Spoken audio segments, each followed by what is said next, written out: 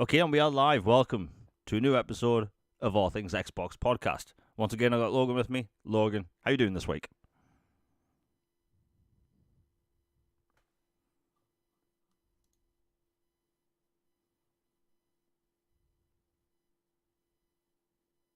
Okay, I think Logan's having internet issues still. Um, it happens. Uh, we'll get that sorted. Now, it's been a very interesting week for game news. We've had teases of new upcoming console hardware. There's rumors of new games that are going to be shadow dropped any second now. The Switch 2 is going to be showing off tomorrow now. It's an exciting, time for video games. There's games coming to Game Pass this week, next week, next month. The next few months are absolutely stacked for video games. And like I was saying earlier today, if anyone is like disappointed with gaming at the minute, they need a new hobby. It's an exciting time to be a gamer. They're trolling. Yeah, like they really need to find a new hobby at this point. But before we get into what we've been playing, I just want to say that Logan is having internet difficulties this week due to the weather. Something we can't be helped. If I could fix anything on my end, that'll help. Change the bandwidth or whatever. I'll do that. But same show as usual. Anyway, Logan, what have you been playing this week? Oh, I've been playing Avowed. I finished it, loved it. Nice. It's typical Obsidian, just masterclass work. Excited for whatever comes next for the franchise. Really enjoyed it. And I've been playing Ninja Gaiden 2 Black. I've been playing through that again, relearning the ways of the ninja. And man, I had forgotten how brutally difficult that game was. And it's so funny is on a side note, the naming convention of it always makes me laugh because you know how there's Ninja Gaiden and then Ninja Gaiden Black and now there's Ninja Gaiden 2 and then Ninja 2 Black and it's just I don't know, it's just funny. It's like would it have been better to be Ninja Gaiden Black 2 or Ninja Gaiden 2 Black? I don't know. It's just funny to me the sounding and phrasing of it. But loving it, and I let's see, I just now got to the second character that you can play as in this version, so that's where I'm at, and really enjoying it, and I'm looking forward to the games coming very soon. Nice. I've been playing all sorts. I don't know if I mentioned this in last week's episode, but I finally finished Death Stranding. That game is a trip. I've been asked a lot of times, like, would I recommend them that game? And I actually have a video coming out about that in the next few months or whatever. And it's a very hard game to quantify because I can't say it's a third person shooter, even though it has third person shooting mechanics. I can't call it a stealth game, even though it has stealth mechanics. It's kind of its own thing. It's a fun game. Like it's frustrating at times, but it's pure unleashed Hideo Kojima, where he literally just thought, you know what, I'm gonna basically write the story I've always wanted, and this story is absolutely crazy. The boss battles. Did you ever see Requiem for a Dream? I know, side note, but did you ever see that movie? Funny enough, it's like one of the only like classic, I'm doing air quote, films I've never seen. I've got it. I've just never watched it. Oh man, because I've seen it. I've seen it once, and that like I love art house and bizarre experience films and stuff, but I was thinking when playing through Death Stranding, and I'm like, some of this reminds me of that, to where it's just so out there and like almost feels like a drug-induced state vision thing. Yeah. To where it's like I don't even know how to explain this game except to say it's an experience.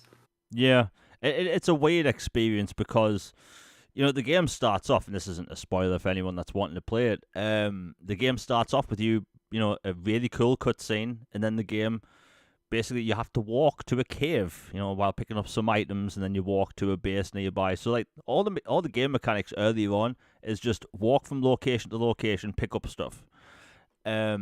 and just the way the game reveals itself over time with like new features, vehicles, the way music kicks in when you walk over a hill and you see the base you're trying to get to. Like, you're right, it is an experience. You can't just really call it a video game. I bet Kojima would love me to say that because like it isn't an art house weird experience. The story alone, if people want to play this for its story, knock it down, a difficulty or whatever, play it at whatever level you want. Like the story itself is bloody incredible. Like, I've always been a fan of Kojima's work. Metal Gear Solid. Like, look, I like to say I know everything there is to know about Metal Gear Solid. Those games don't make any sense. Like, you can say they do, but they really don't. There's things in there that literally don't make sense. But I love that franchise. We're obviously getting Metal Gear Solid 3 Remake this year and potentially a new collection that'll have 4 in it, and I'll get them as well because I love those funky, weird games. This game does have a bunch of mechanics that are clearly, like, I'm not even kidding, ripped from Metal Gear Solid 5. The way the game goes into slow motion when you're caught by enemies, that is literally the same game mechanic from 5. Like, same sound and everything. But it's just such a cool game. And, people say online, it's a walking simulator. It's a DoorDash simulator. And, look, I as someone that's finished it now, the walking simulator thing, I get people's, remarks. But there's so much more to that game than the walking. You play it for its story. And, like, there's a mission later on, and I think Logan might be able to remember this. There's a mission later on where you have to transport an atomic device, right? And you're up in the mountains, there's lots of snow, and basically, if anything happens to this device, maybe it gets knocked in the vehicle that you're driving in, maybe you fall over with it on your back, the nuclear device goes off, you basically reset, right? So I was looking online, seeing how people got through this part, and people have built intricate zip lines where you completely forego boss fights and even having to walk places. And with its multiplayer mechanic, like other people's creations spawn in your world. Unfortunately, that zipline track I watched online didn't appear in my world. So rather than trying to drive there and have the device go off, I walked the entire distance, and that was an experience in itself because I was literally sweating. I was sweating in a video game when walking through snow carrying a nuclear device. But getting there, dropping it off, and having the story continue, it was its own thing. And I got it with my Microsoft points when it launched on Xbox. It was £17, I believe. But if people want a different experience, that's it. Take your time with this. Don't try and play it like a third-person shooter. And I have seen clips since it came to Xbox of people playing it like a third-person shooter. And for people that don't know, that if you basically end the lives of enemies, human enemies, they basically turn into supernatural nukes over time. So you don't actually want to take enemies out that way. Otherwise, you're just fighting lots of bosses. Yeah. Yes. Otherwise, you just you're fighting big bosses. You're transporting cargo.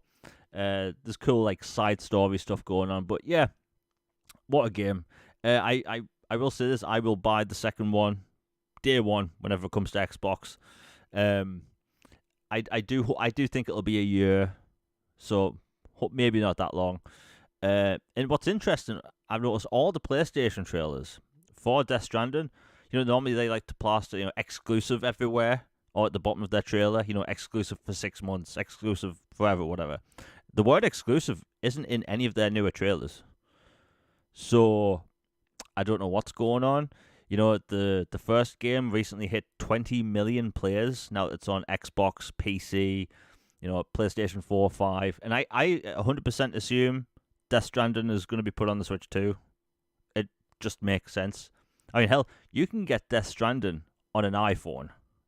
I wouldn't want to play that on an iPhone, by the way. That would be horrendous. Speaking of a hot device, yeah. Yeah, like my phone heats up when I'm literally... I have 3 games on my mobile. One of them is one of the earliest iPhone games called Doodle Jump. Oh, I love that back in the day. That and Angry Birds. Yeah, Doodle Jump, by the way, I think it came out in 2009 or something. Still gets updates, right? I play that game every bloody day. But you know what? My phone gets hot playing Doodle Jump. So if I put, like, Death Stranding on my phone, there'd be a crater in the ground, you know? I might actually try it on an iPad at some point because I want to get an iPad. But yeah, Death I Stranding. have to self-isolate if you do that. Yeah, probably it'll be able to heat up an entire country. But yeah, Death Stranding. What can I say? And for people watching, you'll notice throughout this show, there's first-person shooter footage of this boomer shooter style game, and that's because I received a review code of Turbo Overkill, now available on Xbox. And let me tell you, I've played many boomer shooters in my time. Slower ones, faster ones. Like, if you like old school Doom style games, this is the most fast-paced one I've ever played in my entire life. Like, I know Logan loves these, like, kind of, I don't want to call them pixelated, but, just old school style Doom games. And this is up there. You have a chainsaw on your leg so you can slide around the map, demolishing enemies. The game actually provides possibly the best combat in any old school style Doom boomer shooter style game. And like, it's set in a gritty cyberpunk world where crime syndicates and corporations have basically taken over the world, and you basically have to wipe everyone out. It's the premise you see in a lot of cyberpunk games, but that is in essence what cyberpunk is. But Turbo Overkill, I'm putting it out there, outside of Doom, it may be the best boomer shooter I've ever played. The level design is huge, massive vertical elements. It also has the Metroidvania-esque style of gameplay to it, where you unlock new devices, new attachments to your body over time, which help you to get to other areas. There's tons of weapons. You upgrade your character over time with mods, and you can even buy mods from buy stations. I believe there's also a demo on Xbox as well, and I think the demo is the first chapter. The game consists of three main stories spread over, if I remember correctly, 5 missions each. But it's a hell of a game. Absolutely good. And if you're a fan of boomer shooters, Turbo Overkill, it's a must-play game. It really is. It's a brutal game. It has a bunch of difficulty modes. So if you want to play, literally, there's a difficulty mode called Don't. Like, that's the description of the difficulty mode and the name of it. Just Don't. And I played it, and that difficulty mode, and let me tell you, no chance. So I just played through on normal. I'll go through again on hard. But yeah, if you want to play a really cool boomer shooter, Turbo Overkill, highly recommended. And when it comes to the speed of the game, like, a lot of the newer boomer shooters tend to be really fast-paced. This is the most fast-paced game I've played in years. In fact, I had to actually try and slow down the way I was playing. But the good thing about this game is it has magnetization when you aim at enemies. So when you're sliding around enemies, circle strafing, your pinpoint accuracy aiming doesn't really need to come into effect. So if you're worried about that, don't worry about it. But again, there's a demo available, and if I remember correctly, I think it's £15. I'll have to double check, but yeah, hell of a game. What can I say? Anyway, we'll move on. We have a crap ton of topics, and you know what? This first one I want to rant a little bit. So, over the past 6 months, I've noticed that these third-party companies are coming out of the woodwork and announcing these third-party plastic guitars that you can use on your Xbox, PlayStation, and PC. Really cool that these devices exist. However, we don't have a Guitar Hero game. And it annoys the living hell out of me that these really cool, intricate, guitars, wireless ones, that look like, professional guitars, are coming out, and we don't have a bloody game for it, but we have that Fortnite mode. And people will try and tell me that this is going to be better than Guitar Hero. You cannot play that Fortnite mode and tell me it's as good as Guitar Hero. And I find it insulting that people are calling that Guitar Hero level good. So I just want to get that out there because, like, look, ever since Microsoft purchased Activision, I've really been wanting Guitar Hero to come back. And will it happen? Maybe not for a while. But the fact that these third-party peripherals exist, but we don't have a game to play, that's disappointing. It really is. Like, Logan, what's your take? Because I know I didn't really mention this to you beforehand, but we have these third-party guitars coming out all the time, but no bloody game. Yeah, it is really annoying. I know there was the last Guitar Hero that came out for Xbox One, PS4 that is, I think, technically playable on Series X and S. But it's been ages since a really good one, and then Rock Band isn't playable. Yeah. Then there's Rocksmith, which will teach you how to play guitar, but it's not quite the same. So it is really weird. It's cool that they're making these guitars, and I'm happy they are, but it does suck that we don't have an official Guitar Hero game. It kind of ties into our whole, like, Yeah. come on, Activision, Blizzard, get your act together and get the games out that we want to play instead of twiddling your thumbs. Yeah, I know it's been 2 years, and I'm a patient man, but 2 years is 2 years. Like, surely something's cooking right now. Yeah. I mean, like, look, as much as I want to get one of these guitars, I'm going to have nothing to do with one. What, am I going to walk around like Jeff Jarrett and just smashing people over the head with a guitar? Like, there's no use for it outside of that. Shaun of the Dead. Yeah. By the way, speaking of Jeff Jarrett, do you know Jeff Jarrett, the WCW wrestler, was the guy that brought back Acclaim? Oh, Like, awesome.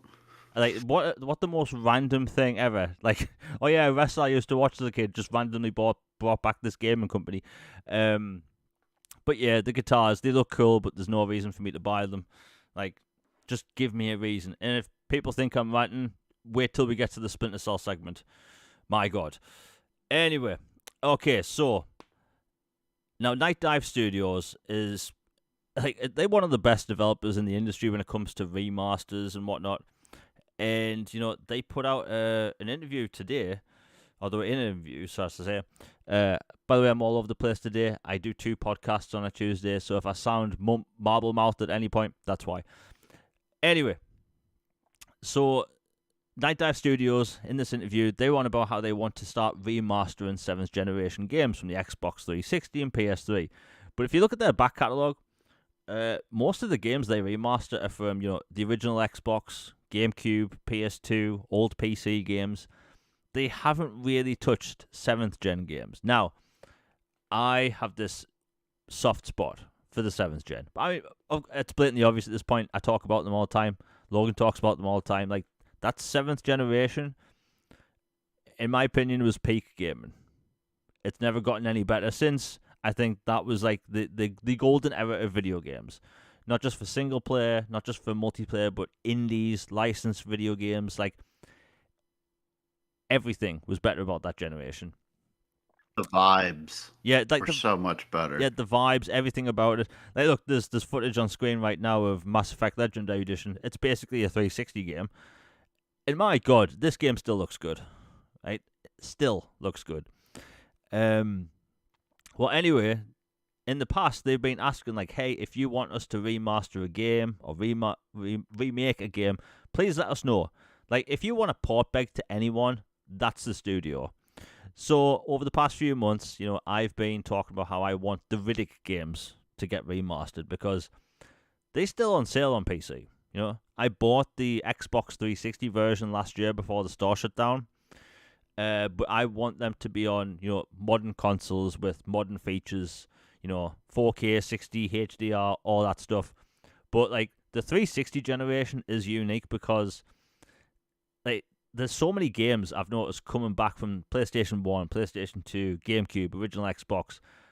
That 7th generation, outside of the remasters we got last gen, there's hundreds, if not thousands of games which we need to come back. We have the first super chat of the day by Nick Wellman. Thank you very much for the $4.99. He says Nightdive is doing the console version of I have no mouth and I must scream. It's a fantastic horror point-and-click adventure game. I've never even heard of that game. I actually picked it up. It's A point, really good. a It's point, iconic. yeah, a point. I mean, I'll check it out. Point-and-click horror game. That sounds cool. But like Nightdive Studios, like their games are good. They go in and put a lot of time and effort into their games. Like Star Wars Dark Forces. Like, by the way, when they came out with Star Wars Dark Forces last year, do you know what came out about a month later? The Star Wars Battlefront Collection by Aspyr. So like that's a tale of two remasters. You have Dark Forces, which had basically rebuilt everything. Rather than having 2D sprites, they had 3D character models. They had improved audio and visuals, improved gameplay, improved controls. Basically, the whole game was essentially remade. And then you had Aspyr coming out with the Battlefront collection, which performs and looks worse than the original Xbox versions. So, like, if you're going to get a remaster by a company, it's Nightdive Studios. Like, they know what they're doing. So, if people want 360 games or PS3 games, basically any game from that generation to come back, reply to Nightdive Studios, let them know. Like, I'm going to get back on it later with my... I want those Chronicles of Riddick games, right? I want them. I will get them somehow, but I want them. And, like, they are the best studio to come out and say this because, look, will backwards compatibility come back? I doubt it at this point. I really do. If Microsoft wants to prove me wrong, please go ahead. But like them coming out and saying that they actively want to remaster 360 games. If anything, I'm not gonna lie, and maybe I'm a bit biased. That's some of the best news this year, because they've came out and remastered so many original Xbox games, PS2, some PlayStation 1. Hell, Star Wars Dark Forces is a 90s PC game. Logan, what was your take from this? Because we talk about the 7th gen like every 5 seconds. This is some bloody good news that they actively, willingly wanting to remaster 360 games. Yeah, this is great news. It means they've really actually expedited their timeline because when they first started, they were dealing, MS docs and point and click type stuff and like early PC games and then early console games and then had just gotten to where they did The Thing remastered, which was a PS2 Xbox game, and they had basically made it like a generation or two jump Yeah. to where it looked significantly better, and that was as far as they had gotten with like technology. So for them to already have done that and been so good at it, that now that they can take another leap and do even the next generation of games is awesome news. Like if Xbox and PlayStation don't want to be bothered, can't care, whatever, don't want to throw us a bone, fine. Let Night Dive do it. Let them do Quake 4. Let them do Singularity. These Crash and other games. Like they do all kinds of genres. Like others have mentioned, they've done everything from classic Star Wars to horror games to like boomer shooters, all kinds of stuff. Like if anybody can handle these things and do them and put in restored content that was missing for various reasons or make changes that the developers wish they could have, it's them. And if BC is dead, I hope it's not, but if it's dead, they're who you'd go to. And truly think that you know, here's an early prediction. I think we get Quake 4 from them Ooh. remaster for QuakeCon. Just a hunch. Um because every year they've done something with an older IP from id and Machine Games and Night Dive. The three of them have all collaborated, and I just have a hunch we're gonna see Quake 4 from them. Yeah, I mean that's a good shout. We could see that. Um, but prepare people that you're going to see a lot of port begging for 360 games. And there's one that I occasionally mention that is the Saboteur from Oh, so good. yeah. So for people that don't know, the Saboteur is I want to say it's a 2010 Xbox 360 game where it's essentially set in World War II France, and you play it as an Irishman in the underground. And basically, when you liberate certain areas of Paris, the game goes from black and white to color. And it's such a cool game. It's basically if you take Assassin's Creed gameplay elements such as climbing and put them in a GTA style world, um, and it just works. It is a hell of a game, absolutely hell of a game. And I doubt EA will put a lot of money into marketing a remaster of that, but oh my god, that needs to come back. And I always say this uptick of people not liking remasters. Like, do you know how many games that Nightdive Studio alone have brought back that aren't available on consoles or or other A PC ton. stores?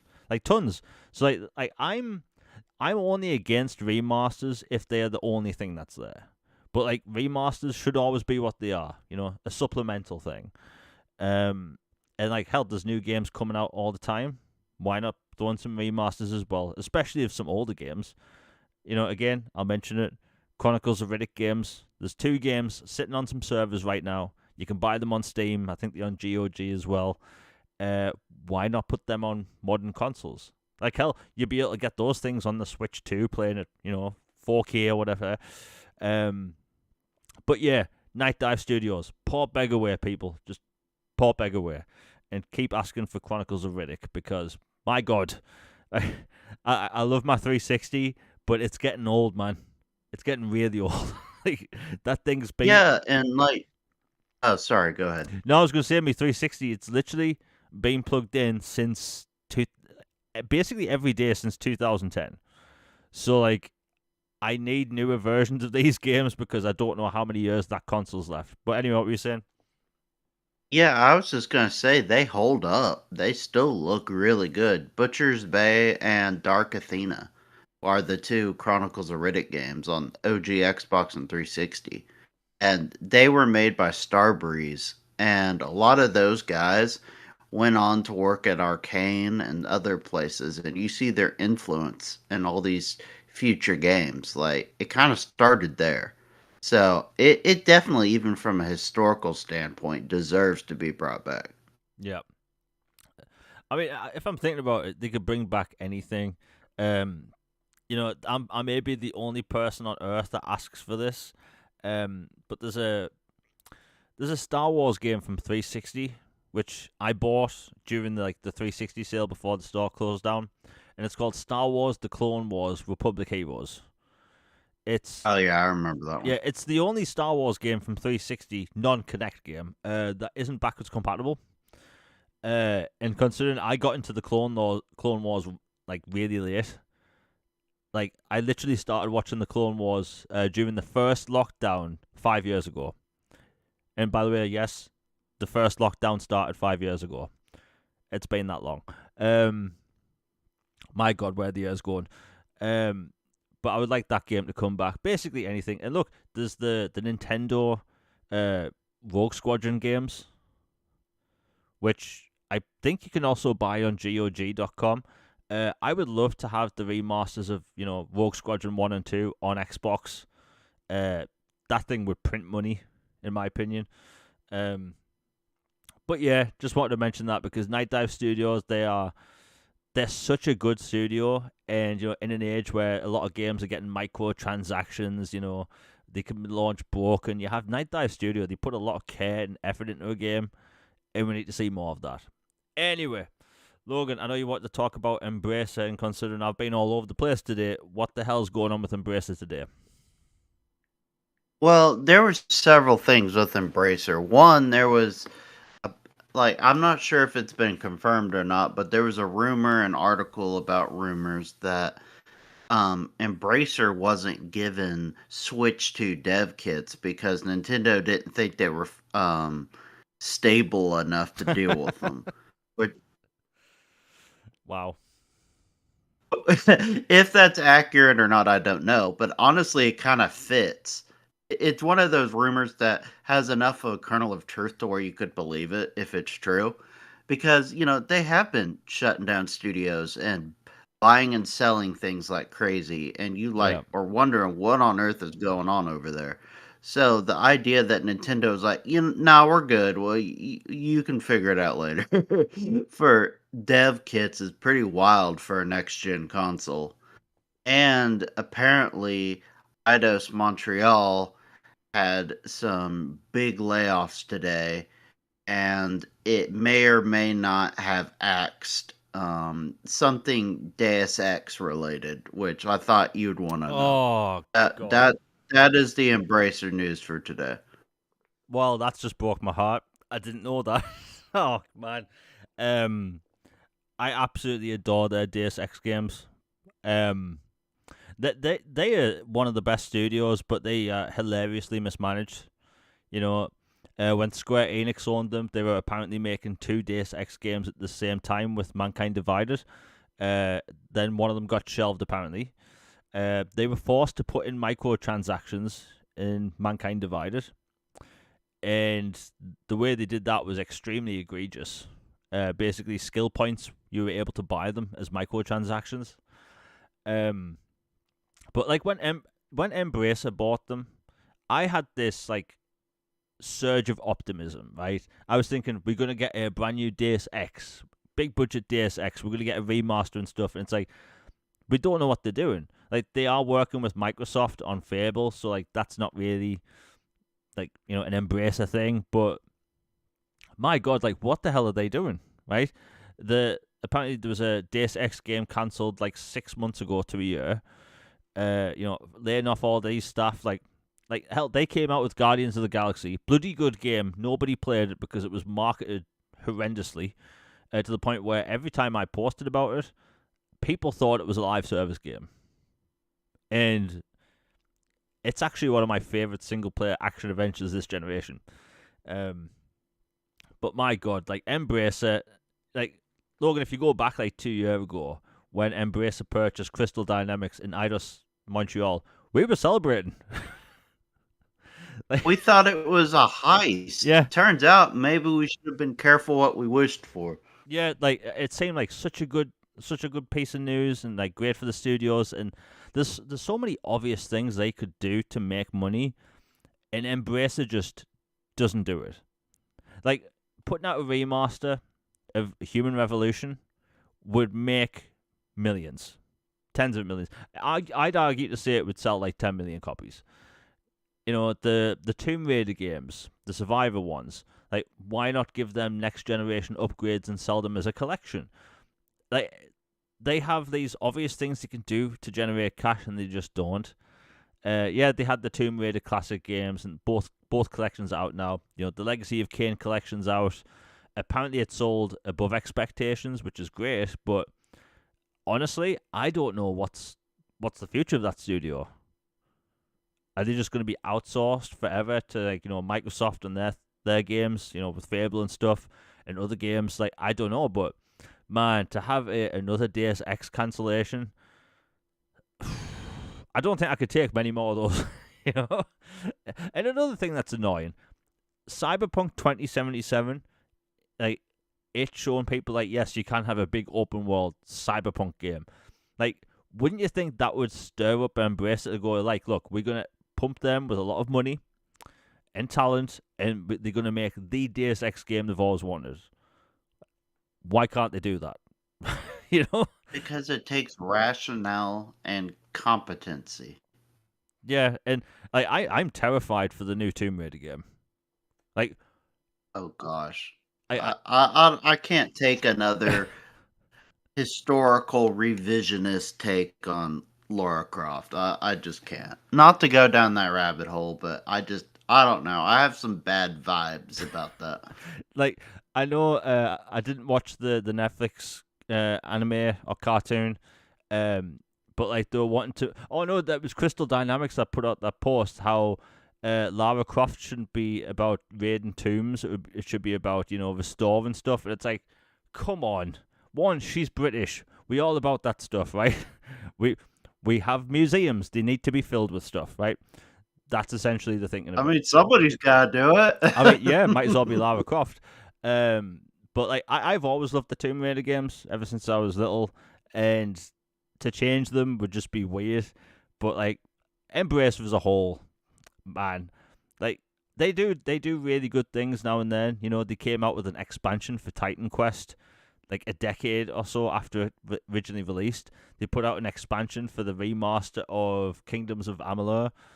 So like, they make good moves that seem really cool, but they also do things like this, and it's just really disappointing. Again, in my entire lifetime, I think there's been 4 Deus Ex games cancelled. I can't take any more. I really can't. Is that more than made at this point? Yeah, yeah. Basically, Oof. I mean, we've had technically 5 Deus Ex games, 1 mobile game, 1 original Xbox game, which was technically a first-person shooter, with Invisible War. There was Deus Ex in '99, I think it was '99. You know, Deus Ex: Human Revolution and Mankind Divided. But I really can't take anymore. I really can't. Hopefully, all the studios and people land on their feet, because like, it's weird if you go back 2 years ago. Embracer, in my opinion, they seem like one of the most exciting publishers.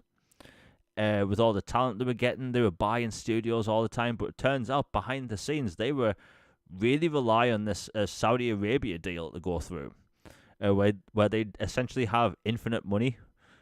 And clearly, they didn't think that would never fall through, because they had like more studios than Microsoft, Sony, EA, and Ubisoft combined. So yeah, weird. Anyway, we'll move on. My God, I swear to God, if we come back for another show next week and there's yet another studio that's been shut down by Embracer, I'll cry. Anyway, okay, some good news, and this is a bit of a cheeky piece of news. So, The Sinking City, which came out, I think, 7 years ago, on Xbox One, PlayStation 4, PC. It had it had decent reviews. It's a Lovecraftian, Resident Evil style kind of detective game, and surprising, set in a very open world sinking city. And they had some kind of publisher issues, and then the company that made the game had to buy the rights to the original game, all this stuff. And then they came out about 3 years later with an Xbox Series XS version and PlayStation 5 version. And it is stunning compared to the original. Well, anyway, they came out basically yesterday saying they announced a brand new remaster of The Sinking City. It's going to have improved lighting, Unreal Engine 5 lighting across the board, 4K 60, 4K textures, basically enhanced visuals in every way.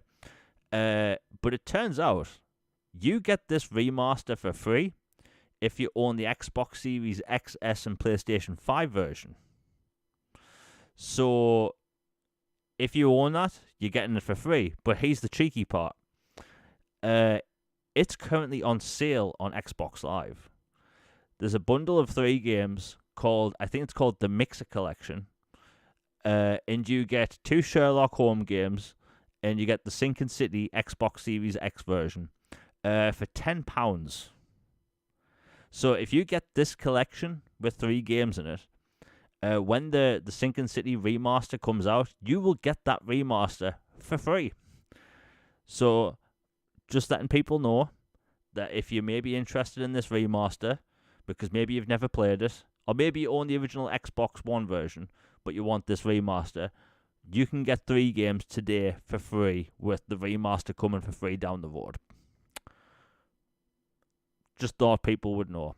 Logan, I don't know if you've played The Sinking City, but does that interest you at all? Yeah, it is. It's on my list. I have played a little bit of it on the original Xbox version, Xbox One version, and then I bought the upgrade, the Series X version. Haven't played it yet. So this is definitely great news to me to be able to get a free upgrade. Like, the whole story with them is really fascinating with their publisher. Like, basically, you know how most people support, smart delivery and like free upgrades and stuff like Yeah, that, except for a few companies who either do a cross-gen bundle bullcrap, which is looking at you, Activision, yeah, or just saying, with their Call of Duty games, and then there's Take Two who does certain things, and other companies who nickel and dime you to death. Most companies just do smart delivery and they go, you know what? You bought it on this and then you upgraded console.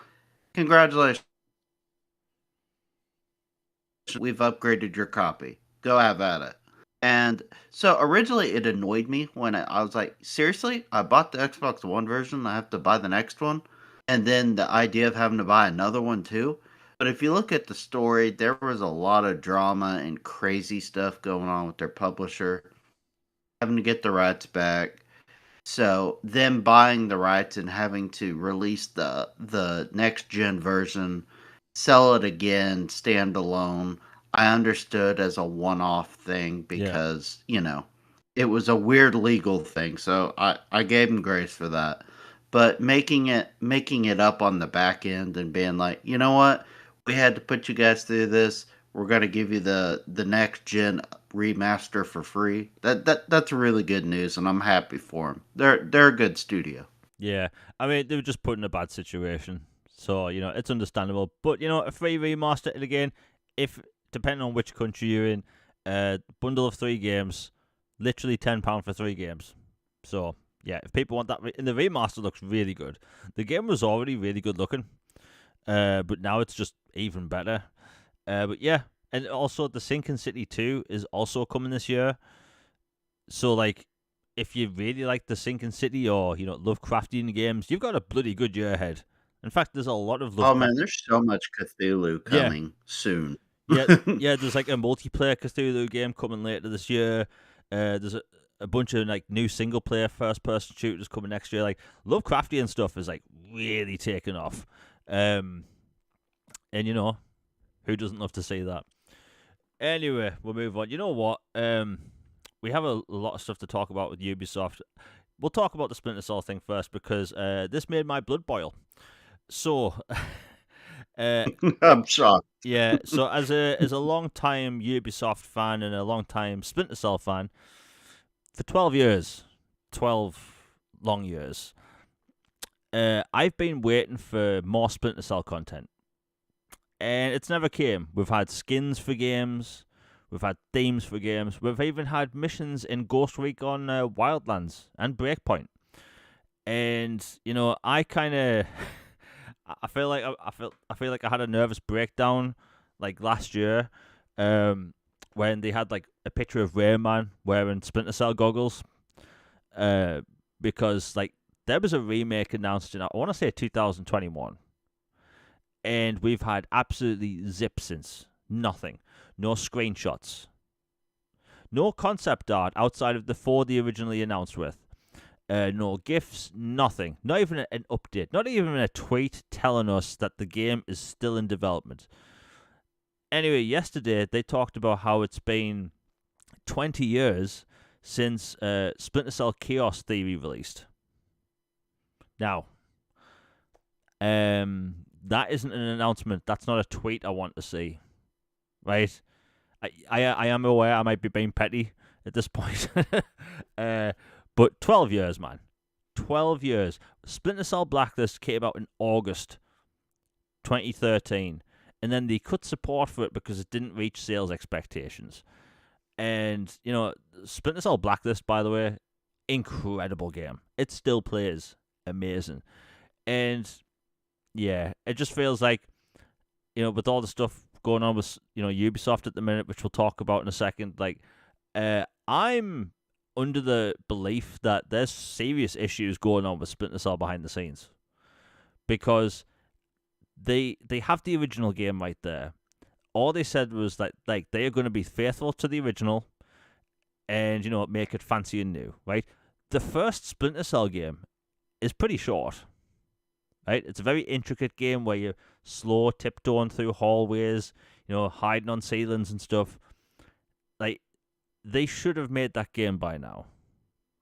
And my worry is that they're trying to find some obscure way to basically nickel and dime us, maybe put skins in there or a battle pass somehow. And like, if people haven't played that first Splinter Cell game, it has some really intense missions. The missions are fairly small, but they are just so good. And like, I'm just worried.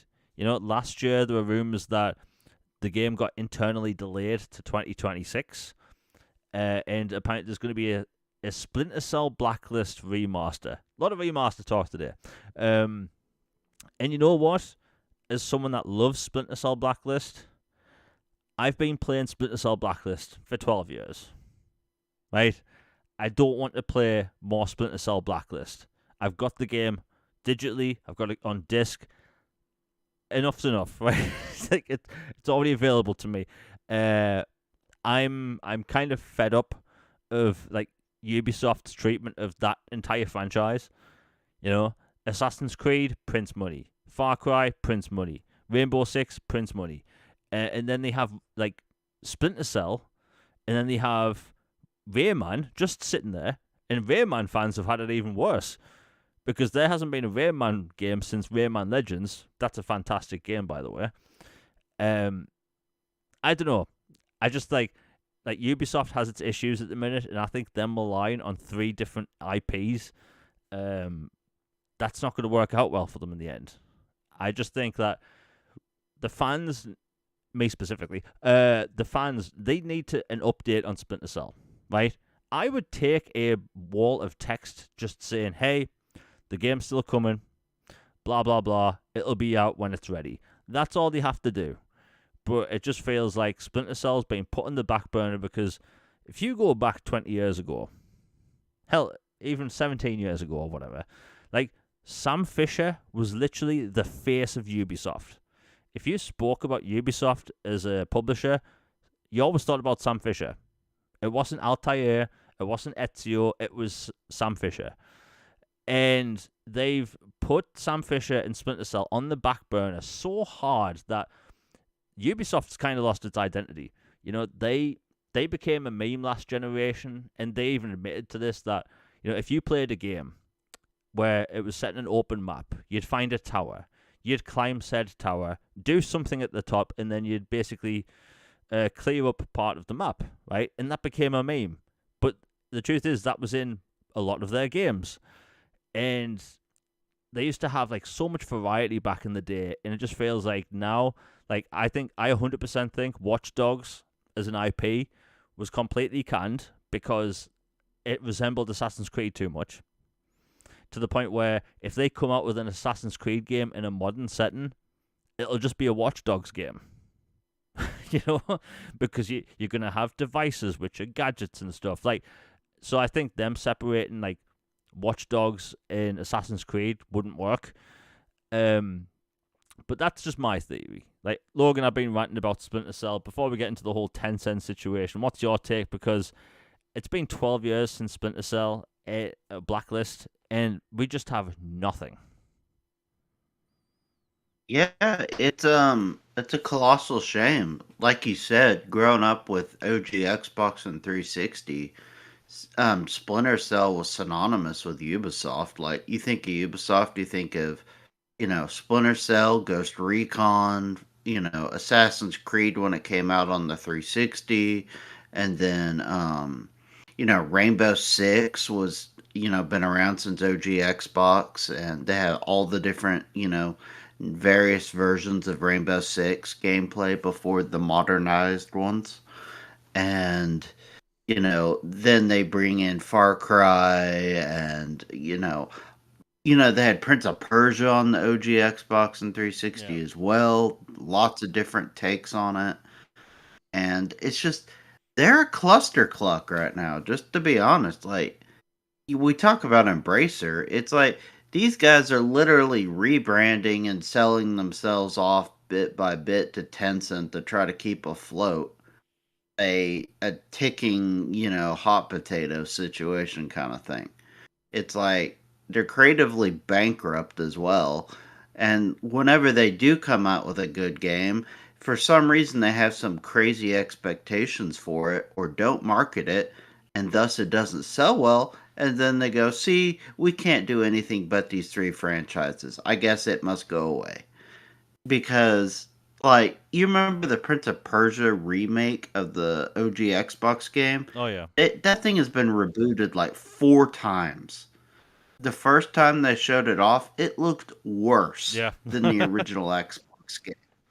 I'm like, how do you let that happen? How do you let your debut trailer image for a remake be worse than the one that you're remaking? Like, like how does that get approval or get put out there? And then there's been a whole bunch of cultural stuff. Like, I love Ubisoft at their peak. I love their ideas. I love their IP. But golly, like it comes to a point where you wonder if they just need a new steward of operations or new creative directors to come in and give an outside view on some things because it kind of is seeming like in sports when someone has lost the voice of the locker room and it's like they're just tuning people out and it just keeps going with the same thing and it's just spiraling and nobody wants to do anything about it. It's just not great vibes. yeah.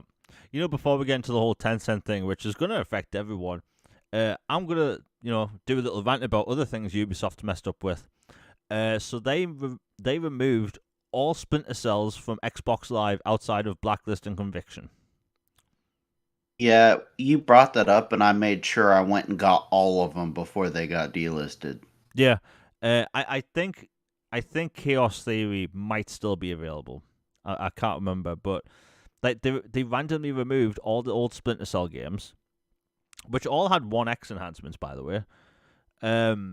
So like they did that. They removed other like original 360 games as well. Enchanted Arms, their JRPG. That got removed from Xbox Live without any warning.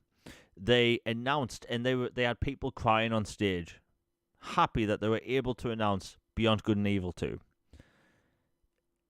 Bloody went nowhere. Vaporware. Yeah, vaporware. Like who knows what's going on with that game? And I was so excited when they announced that. So excited. But like, oh, what else? Oh yeah, they had a colossal hit with Ghost Recon Wildlands. Right, 25 million copies sold. Absolutely obscene, right? Like it was so popular, it got 2 years of content, right? So like, they clearly knew, okay, this is how we make an open world Ghost Recon game, right? They had the blueprints they made themselves. So when they came out and announced Ghost Recon Breakpoint, which was essentially a sequel, it was missing half the features. And so like the game they launched with, it was in a horrendous shape. It was buggy. It was missing basic features. It took 6 months to get some simple features back that the original game had. And like now, I will say Breakpoint is in a fantastic state. It has a lot of gameplay elements that you can even change what genre you want to play the game in. You can play it as a Destiny style game if you want, or as a intense stealth game, right? So like now, it's in a way better shape. What else? Oh, Skull and Bones, right? Assassin's Creed 4, one of their best-selling games of all time. And what did they do with Skull and Bones? They removed the elements that people liked about Assassin's Creed 4. And it was in development longer than most of the games. Apparently, they had to, allegedly get the game out there because the Singaporean government basically made them to. And Skull and Bones is a joke. It launched at full price, and it has free-to-play elements as you play it. So when you walk off your boat for the very first time on land, you find these stalls all over the place, and the game is blatantly made to make you buy microtransactions. It's horrendous. What else? Okay, Rayman. They abandoned that IP like Splinter Cell. Don't know why. Especially when platformers have been popping off for years now. Then they have this amazing IP, just do nothing with it. What else? Oh, Rainbow Six. Rainbow Six has been relegated to a free-to-play shooter, And albeit it does make a lot of money for Ubisoft. It does. But that does me no favours. Where's my single player Rainbow Six content? Because when I play Rainbow Six Vegas 1 and 2, that single player campaign is fantastic. Oh, so cool. Yeah. The casinos Yeah. and yeah, so awesome. Like that was one of my WoW next gen moments back then. Because when you go through the casinos for the first time, there's like just the detail in that area was so impressive. Graw 1 and 2. Like, can you remember playing Graw 1 and 2 back when the 360 first launched, the first game? Yeah, it's been such a long time, but I'm trying to remember. Like it had third person and first person moments. It was a desert setting. Like it was such a cool game back then, and just I don't know, man. See, Ubisoft, they're one of these companies that people like to kick them while they're down. The truth is, they make tons of games I love. You know, I will cry about Splinter Cell every week until I get a new one. But like, just to see them in the state they're in now. And the funny thing is, about a week and a half ago to 2 weeks ago, I put out a list on Twitter saying, hey, these are the franchises that I think Microsoft and EA will purchase from Ubisoft, or the ones Ubisoft will sell off. And I left off 3 specific IPs. And that was Assassin's Creed, Rainbow Six, and Far Cry. So this past week, Tencent and Ubisoft have created a new subsidiary, which is basically a Ubisoft within Ubisoft, that will basically be its own thing, but they are going to completely control Assassin's Creed, Far Cry, and Rainbow Six Siege. Basically, the money makers for Ubisoft. And this is going to change things up a bit. Ubisoft has over 23,000 developers. That's basically a small country making these games. Like, the credits alone for Assassin's Creed Shadows is 2 hours in length. That's how many people worked on that game. So I think with Tencent coming in, you know, they are going to clear up shop. I 100% think they're going to clear up shop. I think they're going to fire a lot of talent at that studio, because that is an obscene amount of, you know, developers making games. They have like sometimes like 11 studios working on one particular game and then working on something else straight away. Like, I can't imagine what it's like to even run Ubisoft. Now, honestly, if it was up to me, I hope Ubisoft stays together and, you know, just be better. You know, like, people joke like saying, "Oh, what should Microsoft buy next, or what should EA buy?" Like, if it was up to me, nothing. I want Ubisoft to stay as Ubisoft.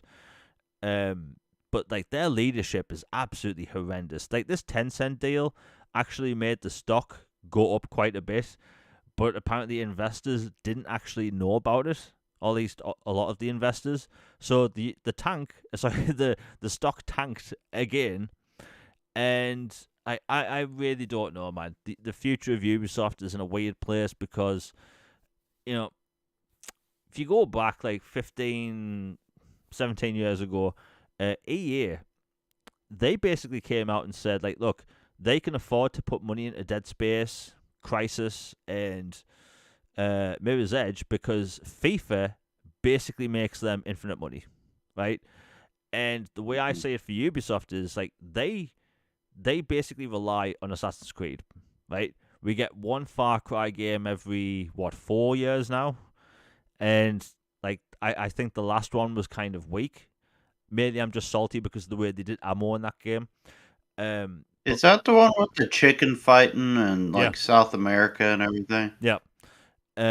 Okay, yeah. Literally, am I kidding? I stopped playing that game because the way they do ammo in the game. Some enemies can only be taken out by light ammo, and some enemies could be taken out by heavy ammo. But if you wanted to carry, like, if you were a player like me, like a sniper, I'd have to carry 2 different snipers, and I didn't like the way they did that game. I do want to get back to it at some point, because that game is bloody gorgeous. Lots of cool gameplay mechanics, but that ammo thing really got to me. But like, them relying on these IPs, it just makes no sense. Like, Rainbow Six Siege came out in 2014 or 2015, and like that's been printing money for them since they come out with operators and all these packs and stuff. But like, let me tell you, I've never put a penny into Siege. I never will. Never plan on it, and I'm perfectly happy with that. But what I would buy would be a new Rainbow Six Vegas or a single player Rainbow Six game. Um, them just relying on these three games, I think it's gonna backfire beyond belief. They have, if I remember correctly, 8 Assassin's Creed games in development right now. Good grief. Yeah. How many see the light of day? How many? Oof. Honestly, I think that the remakes will see the light of day. Those things will literally print money, right? So allegedly, the remake of 4 comes out late this year. Let me tell you, with all the whining I've just done for Ubisoft and wanting newer games, I'm 100% buying an Assassin's Creed 4 remake. I loved Assassin's Creed 4. And it's weird because when you replay it, you can't crouch, but you instinctively want to crouch. And I would love the ability, like, if they basically show off the game and it's just 4K 60 and I can crouch, I might actually buy that. But like the remakes in general, I think are going to sell well. Ubisoft has kind of loosely teased that the original Assassin's Creed game might get remade. If you've played the original game, it's aged quite a bit, mainly because of its gameplay mechanics, not even the graphics.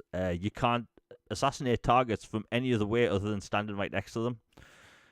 So I think that would work out really well for them. But I think the new Assassin's Creed games like Hex, the European one with the witches and stuff, I think that doesn't see the light of day. There's Assassin's Creed Jade, which is a China-based one, but that's coming to mobile phones only. Like, oh, come on. Yeah, and I've seen quite. By the way, if people look on YouTube, there's about an hour worth of gameplay, and it is a stunning Assassin's Creed game. But it's only going to be on mobile. Like I don't know. I know with like the way China works and the publishers and whatnot. Like, put that thing on consoles. Put it on PC. And what they could do in the future, which would also make money, is see sequels to existing Assassin's Creed games. So, Assassin's Creed Odyssey, I think, is one of the most beloved ones because it's just a really cool open world action game. Like, an Odyssey 2 would print money. More Ezio games would print money. I mean, they'd get a lot of that money from me because I love the Ezio games. But yeah, the future of Ubisoft is in a weird place because Tencent has 25% stake in the new subsidiary. So I don't know, man. Like, Logan, I've been talking for like 4 hours straight. What's your take on the whole like Tencent situation? Because I don't think it surprised a lot of people, but at the same time, Tencent, they're not the most reliable company to trust. Yeah, Tencent has been kind of like considered a force in the shadows for quite a while in the gaming industry. Like, people in the know have talked about them. Like, be on the lookout for them. They're gaining in power and they're gonna reach the forefront before too long. And look at like the size of subsidiaries and publishers, and like they are like Embracer but competent and know what they're doing. Yeah. And they're incredibly well funded. And yeah, they're just, but they are also, from a part of the world where some people just have some trust about them. So it's interesting, and they're gaining an influence, and 25% stake is pretty big to have on this. So I'm curious to see what they do with it going forward. My guess is that stake is probably going to increase, and they'll eventually just get Ubisoft. If the writing seems to be there for me, I hope I'm wrong. But I kind of we have 25% stake, and if you don't get your act together, we'll get more. But yeah, like, they've been acquiring things all over. Like they have so much mobile game stuff, all this other stuff. And I remember when Phil Spencer talked when they first bought Activision that they were talking about how their competitor really wasn't Sony. It was Tencent and Google, Amazon, these tech giants, and how some people laughed or scoffed and said, that's full of it. Of course, PlayStation is your competitor. Would we know that a few years later he'd be porting everything under the sun to PlayStation, even though PlayStation isn't letting Xbox have old games that from a studio Sony shut down to begin with, which is really funny on a side note. But yeah, it just I don't know. I would just watch it with a careful eye to see what happens because I don't know. I just don't have good trust in the leadership of Ubisoft. I hope they figure it out, but they haven't been doing a great job of doing it so far. Yeah, it's weird because like if Ubisoft got all of its crap together and start making games like how they did like in the 7th gen. Again, I'm always talking about the 7th gen. Like I think all of their problems would be solved. You know, it doesn't help that Ubisoft, like, they are an easy target for a lot of people. Like, people hated on Star Wars Outlaws, and when I played it, I had a lot of fun with it. Like, I think, like, Ubisoft just has a tendency to, like, just make things that are popular to hate. Um, everyone I've spoke to about Assassin's Creed Shadows, they've said insanely positive things about it. One of my major gripes with Assassin's Creed since Origins is the non-linear storytelling. Uh, I think they need to go back to how stories were told up to Assassin's Creed 4, because the way storytelling in Assassin's Creed since Origins, it's so disconjointed. Like, you're given separate targets with separate storylines, which you can do in any order. It was way more interesting when it was more guided, like, Assassin's Creed 2 and Brotherhood. Um, but outside of that, people seem to really enjoy their games. I'll get to Shadows soon, hopefully. But yeah, that's Tencent and Ubisoft. Crazy year so far. Like, like Assassin's Creed Shadows has proven to be really popular. It's selling really well. I think it sold 2 million copies over the weekend it launched. So who knows what's going to happen? I do think the Tencent thing. I can't see it leading to anything good. Like you said, Logan, like Tencent is like the people's weird take, and obviously what I'm saying is including this. Like China, for some reason, well, for a lot of reasons, they aren't trusted, but that leaks into the whole gaming space, and the way they do copyright over there. Like China's like, so I say, Tencent. Tencent as a company, they've done some shady things in the past. I mean, who knows? Anyway, we'll move on. You know what? We'll talk about this. So today, Doom: The Dark Ages previews came out, and there's been a lot of good stuff coming from them. Logan, did you get to check out any of the previews? I have not, but I've seen some of the screens, and they look just downright incredible. Chef's kiss. Cannot wait. Yeah. I mean, one of the big takeaways for me for Doom: The Dark Ages is like they are wholly like and solely concentrating on single player. The past 2 Doom games have had some iteration of multiplayer, but they haven't been popular. Doom 2016 launched with multiplayer. Nobody played it, even though the closed alpha was amazing. Doom Eternal in 2020, like that is a really fun game. Nobody played that multiplayer mode. Nobody. And like that got support for months and months as well, but with like new monsters and that. But like this, they want to put all their eggs in one basket, and this was good this time, because they had all the developers making single player content. This is the biggest Doom game to date when it comes to campaign levels. If I remember correctly, this has 23 levels, whereas the other ones had around 16, I believe. So it's the biggest Doom game to date, and they taken back the whole verticality aspect from Eternal, but there is verticality involved when you have the dragon involved or the mech suit. And thankfully with the mech and with the dragon, these aren't just these one-off elements that you have during the game.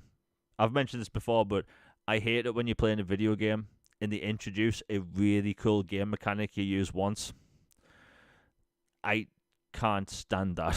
like at all. Oh, like when they give you a cool mech Yeah. suit and you absolutely murk these dudes and then it breaks and you can't do it again. Yeah, I so can't stand that. It's like as much as I talk about Titanfall 2, at the end of the game when you get the automatic lock-on pistol, and that's basically the only time. Oh, yes. Yeah, like it's a really cool pistol and it's a really cool part of the game, but that's the only time you use it. But thankfully with Doom: The Dark Ages, like the dragon elements happens more than once, where the dragon has its own skill tree. The mech, uh, I think it's called an Atlas. You use that multiple times as well. So like they want this whole campaign to just feel vast, which I like. And also it's the first time we can include Doom 3 in this, but it's basically the first time where they go on full on cinematic storytelling for the campaign. Whereas before in Doom Eternal in Doom 2016, story was kind of told in audio logs and first person conversations. Um, I love the fact that they're moving towards a more cinematic style. I think with that Doom universe, like my God, I mean, people have seen the trailers, right? It looks phenomenal. Um, Another thing they showed off is the difficulty sliders. Now we talked about this today, on the Xbox Factor podcast, and let me tell you, there's been some controversy about this. I have no problem with difficulty sliders at all, at all. Um, so one of the sliders in the game, basically, you can control the amount and the speed of projectiles. So maybe your reaction time isn't that fantastic. Maybe you don't have 20/20 vision or whatever. Or but for whatever reason, you might want to change the speed of incoming missiles and stuff. You can change the speed of them. You can change the difficulty on a lot of levels. It's like Atomfall, which released in Game Pass last week. That has a fully customizable difficulty setting where you can change, how much health do enemies give you, how much damage can you do to enemies, how many enemies are in certain areas, that type of thing. And I'm completely on board for that stuff. There's been this subset of people on the internet that get really angry about people wanting to play on a lower difficulty. I always play shooters on hard, but like if people want to play this on super easy or basically mess around with the modifiers, like that doesn't bother me. I think it's cool. Logan, what's your take? Because like people seem to get really angry about difficulty, and I 100% think it spawned off the whole, that dude that couldn't do the Cuphead tutorial. So, Yeah, I hear you. Like, to me, it doesn't. It's no big deal at all. I think it's great that they make accessibility options, difficulty sliders, stuff like that. Like, being honest, like, you remember a lot of games growing up that had a lot of button mashing segments and stuff like that? oh yeah, And, like, I would always struggle with those because I couldn't just spam that fast. For some reason, my thumbs just would not do that. yeah, same. But then with these accessibility options, I can make it to where I can hold it or do certain things. And then it's like that wasn't to me it didn't really feel like a fair skill. Like it was a skill of the game, but like you know what I mean, make it to where it seemed like it would really suck that you couldn't come because of one segment with button mashing or something like that. And then like now they make it where you can just hold to do it or double tap or something like that to complete an action. Yeah, Or on shooters and stuff like you, I usually play on hard or expert. Like Halos, I've done all of them on legendary and I'm proud of it. It's fun. I really enjoy the challenge. But there are some games that, I just want to go demigod mode and just mark everything for, like, either I'm in a mood for that, or I want to just have a story run to catch up for the sequel, so I'm binging the series really quick again and just want to plow through it story wise. I'll do that. Like, being honest, like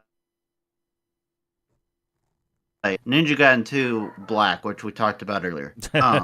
Yeah. Like, I had a glitch in the game on the 360 to where there was an error or something, to where an autosave checkpoint, something to where I had really low health and it wouldn't let me get back to the spot to where I could heal, and it wanted me to take on the final two bosses with like minuscule health back to back.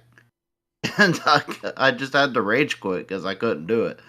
And so I felt like I had pretty much completed the game, and except for that. And so now that Ninja Gaiden 2 Black is out, I put it on easy. I'm like, you know what? I'm just gonna go demigod mode through this so I can see to the end of the game and complete it and just have a blast. Yeah. And most games I don't do that, but I feel like this game and then Baldur's Gate 3, which stole 40 hours of my game time, and I have to go back and play it again. I'm like, you bet your bottom dollar I am playing on easy and I'm just plowing through this sucker Yeah. back and get through it really quick to get back to where I was. Like, for the most part, I don't do that, but there are some times where if I feel like I got royally screwed over by something, I will do that. And I'm happy people can. It's for stuff like that, and for people who just want to have a relaxing, pure joy experience. Yeah. You know, you mentioned the button bashing thing. I have noticed a lot of games allow you the ability to just hold the button now. Um, Mhm. I think it might have something to do with, like, I've dislocated a bunch of my fingers, but like, I'm pretty sure it's because I dislocated my thumb when I was little, and I can't mash buttons with my right hand. So given the option, I think Hi-Fi Rush did this. You just hold the button, and I love that. I love that as an option. Um, like, yeah, I don't care what. Like, I mentioned this earlier today, but I'll mention it again. Um, I played Final Fantasy X on the PlayStation 2. Loved that game. I will defend that game, by the way. I will die on that hill. That game is fantastic. But when it came to Xbox One in 2020 or 2019, I bought it day one. I was like, yep, I'm getting this. I think it was only £20. And I start playing it, and I'm loving it. The soundtrack, the gameplay, everything about it. I'm like, this is pure nostalgia, but in 4K. And I got to a specific part in Final Fantasy X where you basically have to walk down this long, I don't know, kind of field, and you're just constantly being attacked by enemies. Like, every 5 feet you walk, and there's next to no save points. There's like one, and I had like minimum health, no potions, and at that point, my eyes rolled into the back of my head, and I was like, I can't do this. Like, so I quit the game. Now, if that game had difficulty sliders in the remaster, I would have 100% finished that game. But that game was so excruciatingly hard at times that the prospect of going through that game again, I think, almost gave me PTSD. So like, I never went back to it. And I loved Assassin's Creed. I loved Final Fantasy X. Loved that game. So like, if developers want to put in sliders for games, please put more in. Like, it's always cool. Like, and plus another thing is time, right? If we all had infinite time to play these games, and maybe the ability to stop time, and you could play through this game, sweat it out, get through, start to finish, that'd be great and all. But like, these games are long. A lot of games are open world now. Like, give people the option. But yeah, I mean, ever since the culture war popped off on Twitter, and just in gaming in general, you mentioned playing a game on easy. People are like, oh, you're exposed and all this stuff. Like, one, stop being a sad act. Two, like, who really cares? Like you, Logan. Like, I play first-person shooters on hard. Like, every single time I play first-person shooters on hard, Call of Duty, Battlefield, Halo, like, that's just it's more enjoyable experience to me. But when Doom 2016 came out, I played that on the second hardest difficulty. I think it's called Ultra Nightmare difficulty. But when it turned, Ended it too. yeah, Didn't it? well, no, in 2016 I was actually fine on the second hardest Oh, difficulty, okay. Sorry. but Wrong one. it was an Eternal. I put Eternal on hard. I had the living daylights beat out of me. Like, it was like that scene from the Simpsons with what do you call it? Stop! He's already dead. Yeah, like I was done for. Like Eternal was like so brutal to me. But then when I put it on normal, it was still difficult, but it was enjoyable. So like these sliders, put as many as they want in for games. Like look, Atomfall, right? I've been talking about Atomfall for months. I love the concept of the game. I love the setting. It's set in the Lake District in the UK. Do you know how many games we have set in the Lake District? None. Right? We have nothing set here. It's well in the northeast of England. And when I start playing it, let me tell you, I had a reality check when that game started because I walked across like 5 enemies and I was dead within maybe 4 seconds, right? But then I went into the custom difficulty and changed the amount of enemies that could be on screen. So rather than have groups of 6 people, there's maybe groups of 3.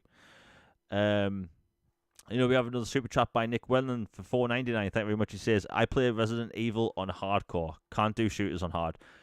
You know what? I have no idea how you can play Resident Evil on hard, right? So, like, I've mentioned this before, and I'll mention it again.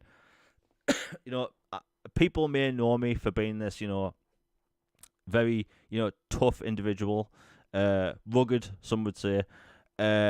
I am an absolute scaredy cat of horror games. Like, terrified. Alien Isolation. My God. Hide in the locker. Yeah, Alien Isolation was 33 and a half hours. That's how long it took me. Of me slowly walking down corridors, bricking it, right? Because that alien was pretty scary. I had the lights on. I had brightness full on. Like, literally, my screen was practically blinding me. But that game was terrifying. And, Resident Evil, like, I played the originals, 1, 2, 0, 4, most of 5. And, again, scary. I have the remake of 2. Gorgeous game. Great gameplay.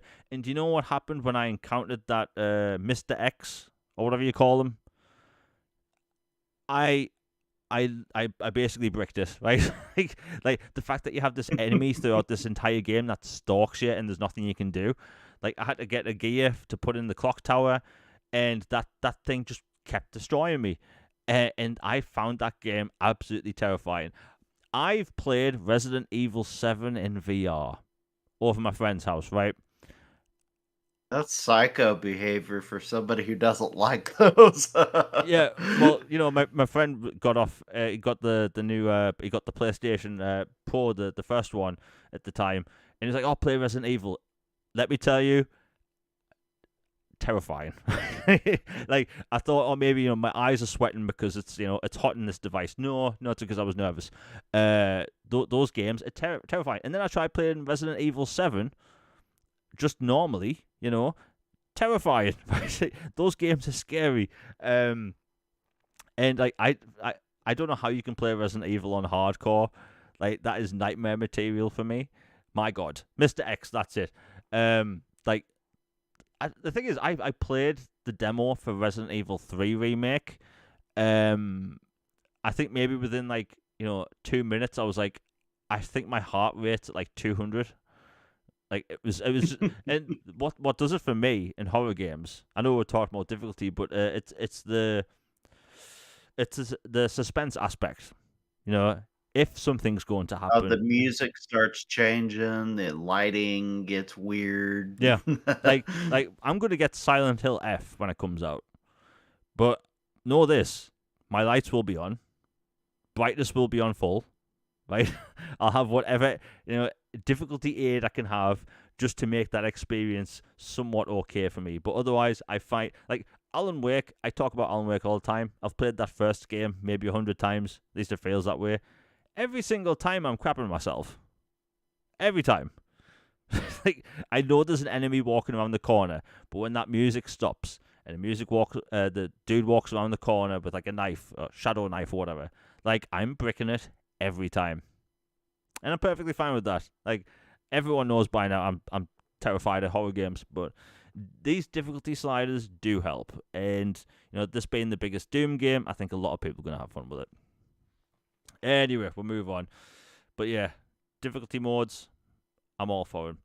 Okay, South of Midnight, that's going to release soon. I think that launches next week. I mean, what can I say? The game looks fantastic. It's a 12-plus hour-long single-player action-adventure game.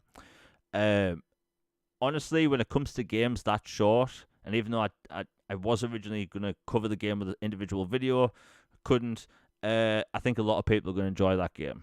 And it's basically Compulsion Games' kind of most ambitious game to date. Okay, let's talk about the Oblivion remake. Now, even though I have this stupid-sized backlog to the point where I'm struggling to finish games, Oblivion is going to completely wreck my schedule. Right? I'm still in the second region in Avowed. So if the Elder Scrolls remake, which has been rumored for a long time, and this isn't like, if it happens type thing, like we know it's happening. We know it's going to have, modern gameplay features, great visuals, all that stuff. I absolutely love Oblivion. It's the best Elder Scrolls story in my opinion. It's a great world, and to have look, we haven't had an Elder Scrolls game, a new one, since 2011. And this is essentially going to be a new game for most people. So, like, this game is going to destroy backlogs, and allegedly, it was originally going to release in June or July, with a few months to market it. But the stuff that's came out today from somewhat reliable sources kind of hint that the game's going to drop this week via a shadow drop. So the announcement is basically going to be its release. Now, originally, I thought that was crazy. Like, why would you have one of the biggest intellectual properties on the planet come out as a shadow drop? But considering the way Microsoft's been in the past, considering the Switch 2, which we'll be talking about in a second, is just around the corner, I could see it happening. It's a very packed year. Developers are going to try and squeeze out whatever game they can in the first 6 months of this year. So, like, to randomly release an Elder Scrolls game, it doesn't really need marketing like that, because it's going to sell consistently for years. It's probably going to be one of the first titles to be on the Switch too. So, like, I 100% believe the whole shadow dropping this week thing. Apparently, like, it's been finished for a very long time, and like, originally this was meant to launch last year. So I see it happening. Logan, what do you think? We've been talking about the remake for about 2 years now, ever since Microsoft leaked it, and the new rumor is it's coming out this week. Yeah, when I first heard that, I was like, wow, that seems really quick. But then I started thinking about it. I'm like, well, we have the Nintendo Switch 2 Direct tomorrow, so that makes sense. And we've talked long about how we thought it would be a debut title for the Switch 2 and would show up at their event. So it's just lining up. Like, we've been expecting it. It's not a game you have to heavily market or promote. The people who know what Oblivion is will be excited to see it. The people who don't know will be like, oh, this is, in the Elder Scrolls series. Heck yeah. Or people be like, it's a new game that came out. I might check it out. Like, it's got enough cachet to where they don't really need to put a huge cycle on it. And, Bethesda has been heavily involved with Nintendo Switch launch before. So it makes perfect sense for them to be at this. And so, yeah, I think it's going to be there. And I think it will launch this week. If it doesn't launch this week, no sweat. But considering the 20th anniversary was just like last week, I think, or the weekend, it kind of just feels right on the nose for it to be this week. Yeah. I mean, when the announcement of the just the anniversary being last week, it did seem a bit weird. Like, I don't know, just as someone that's been doing social media for like bloody hell, like 20 years or whatever, for as long as social media's been around, it's like that announcement just felt weird. Like, oh yeah, it's 20th anniversary. Okay. And, Yeah, it was just a cute little sweet roll yeah, with a candle. That was it. yeah, It's like, oh, come on, guys. yeah, it's like that's the best you're going to do. So, like, all the replies were just like, okay, we get it. It's coming.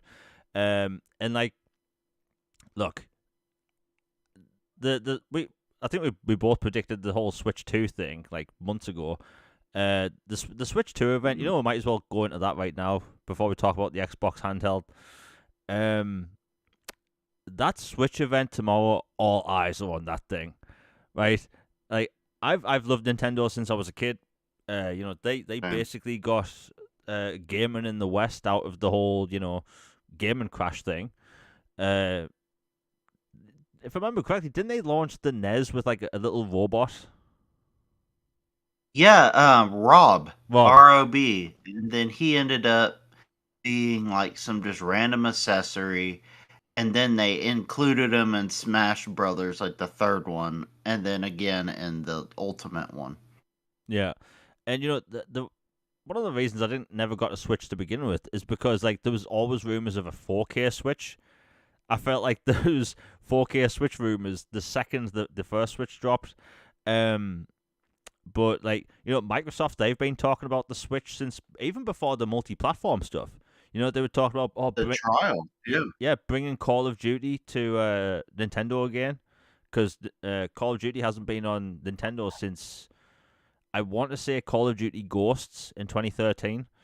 So it's been a while, and like if I think about it right, I don't think there's a major first person shooter military game on a Switch. I can't think of any. But like the Switch, like it's the number one platform at the minute. Distinct lack of heavily violent, Yeah, mature content on Nintendo. yeah, Like, pretty by design, I'd say. yeah, But they're making a first party horror game this year. So it seems like they're embracing the idea now. yeah. So like this Switch 2 thing, like it's going to be a huge event. Like honestly, I think there's going to be games announced there that are going to be coming to Xbox as well. So like, I've been seeing this for months on Twitter. I'll mention it again. I 100% think the Final Fantasy VII remake is going to be there, and then they'll announce the Xbox version on Twitter like 40 minutes later, like we see for a lot of games. Like That's a good if you're going to announce like Final Fantasy VII, it's a household name, right? It's been relegated to just one console and one PC as well. That's the way to do it. Like would it have been cool if it was an Xbox Direct or something? Like yeah, but we never got a partner preview in March, and we usually get a partner preview in March, so that never happened. So like if they're going to announce certain things like Oblivion, Final Fantasy VII remake, like there's probably I'm guessing that live stream tomorrow, which is 2 p.m. UK time. I think it's 9 a.m. Eastern. Like there's gonna be, I want to say at least 4 million people watching this live stream on YouTube. There's going to be a lot of eyes on this, a lot of new games, and the leaked roadmap for the Switch 2, which it's obviously going to include other first party games and third party games. That apparently this event's going to be about the console, some first party games, and third party games, and then they're going to do multiple directs throughout the year for third party games as well. Red Dead Redemption 2 on Switch, like, I mean, technically you could do it if it's if it's more powerful than an Xbox One, which it will be. Yeah. But I don't think there's been a new Rockstar game on a Nintendo device since Chinatown Wars on the DS. That's a good point. It's been a long time since I've seen a Rockstar game on a Nintendo device. I remember Manhunt 2, Yeah. I think, was on the Wii before, it was banned in perpetuity, basically. But, yeah, they haven't been on there. Yeah. I mean, I think you can get the collection, the trilogy on the Switch, but like when it comes to like new releases, yeah, I'm pretty sure it was Chinatown Wars. Um, by the way, I would love it if Rockstar bought that to Xbox as well. uh, never had a DS, so if they want to bring Chinatown Wars to consoles, please do that. Um, but yeah, I think it's going to be an interesting event. Like, it's not every 5 minutes we get a brand new console reveal, right? Yes, pro consoles happen, slims and whatnot, but like a new Nintendo console being shown off, and yes, it looks like a Switch, but does it really need to look anything different? Um, but I think it's going to be exciting. I 100%. I also do think, and I mentioned this earlier in the show, that Death Stranding, I do think that will be there tomorrow. Um, be a hell of a way to show off the console. Logan, do you think we'll see anything Xbox centric there, or anything at the show that will be announced for Xbox later that day? Yeah, I think they will be have a heavy presence. I think a bunch of the stuff that they've been porting to PlayStation will be there in some capacity. Like, know, um, Forza, if they could get Forza running on that, I could totally see a Forza Horizon 5 on Switch or Switch 2 if it's as powerful as a PS4, Xbox One, more powerful than that, they can run it. Um, maybe Indiana Jones on Switch too. That would be a pretty good get for them because Bethesda has a great relationship with Nintendo. Um, Sea of Thieves, Grounded's already there, but like they could announce a Grounded too. What if they took the opportunity to actually make a sequel and or something to a game that's already multi-platform at a Nintendo event? I mean, it could happen. Pentiment 2 or something. I have seen rumors today, and I don't believe them because of it being April 1st, and that is Brutal Legend remastered. Oh yeah, that's bull. Yeah, That's been yeah. yeah, I did not believe that for like a millisecond. Like that is never getting remastered. It's never going to get a sequel. Do you know why? Because when that game turned into an RTS, that's when most people clocked out. Yeah, I did too. I noped out. Yeah, like everyone played that game thinking, "Hey, this is a really cool third-person action game with rock music," and then you get to a certain point where it just changes genres, like, like without any warning, and you're having to control like armies of like orcs and stuff, and like where you want to set these like band stages up, like completely out of nowhere. So you go from God of War to Age of Empires within like a few hours. Like why? The thing is, I like RTS games, but I played that for a rock action game. Yeah, I don't know what they were thinking. But yeah, I think we'll see. A Call of Duty is going to be big. I 100% think we'll see Call of Duty there, and plus, Verdansk. I don't know if people have been paying attention. I've never seen this much Call of Duty advertising for one map. One map. Verdansk. It comes out tomorrow. Warzone map, and like there's been marketing online constantly on YouTube, constantly. So like with that being that big, I 100% think we're going to see Black Ops 2 there. So not Black Ops 2, Black Ops 6. Maybe we'll see ports of older Activision games as well. Because it is weird how we've seen like Singularity get listed on Steam in the Windows Store with new art, and it hasn't been announced yet. Certain older COD games have been listed on the Windows Store. Like, what if, hypothetically, a lot of the Activision games we've been wanting are all going to be released on Switch at the same time? I was wondering that when you started bringing it up. I was like, I started the wheel in Yeah. my head, and I'm like, you know what? Maybe they dropped the batch we've been looking for at the Switch event. Yeah.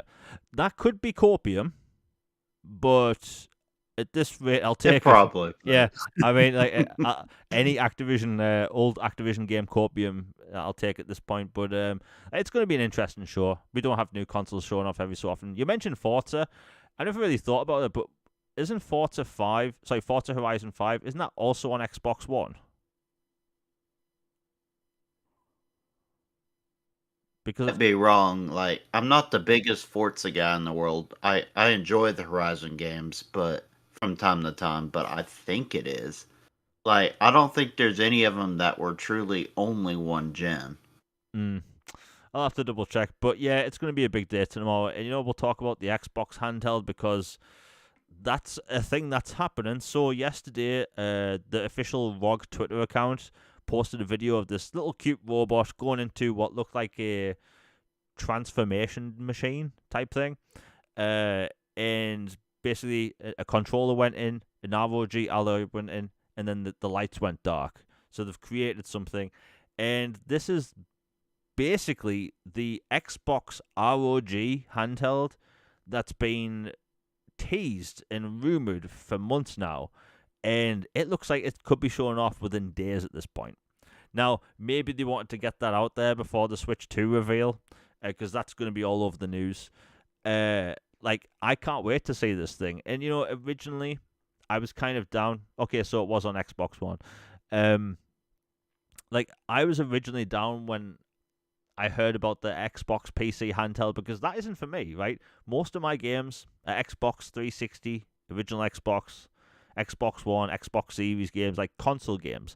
So like a PC handheld wouldn't be for me.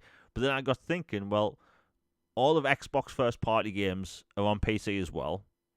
All of their games are play anywhere. Many third party games are now doing play anywhere too.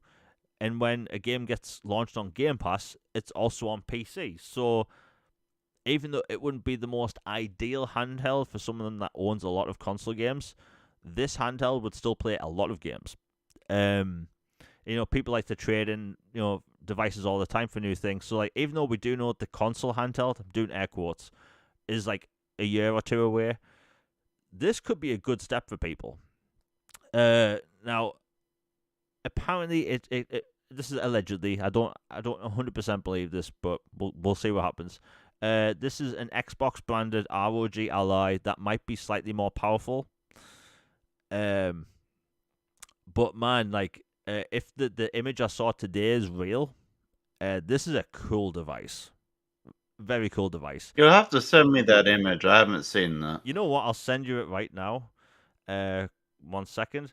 I'll send you this now because I want your genuine reaction because I've seen a lot of AI images. This one looks real. I've just sent you it. Like if you zoom in on the sides, it looks real. If this is what it looks like, I think a lot of people are going to be happy. Because it looks bloody cool. And people have been wanting an Xbox. This looks like the Xbox 720 I thought we were going to get like 20 years ago. Yeah, but it looks really cool. It looks like a 360 slim, but stretched to be a hand. Yeah, so it looks like they've taken... I like it a lot. Yeah, it looks like they've taken a 360 controller, stretched it apart, and put a screen in there. It also has ROG Ally features such as the sticks that light up.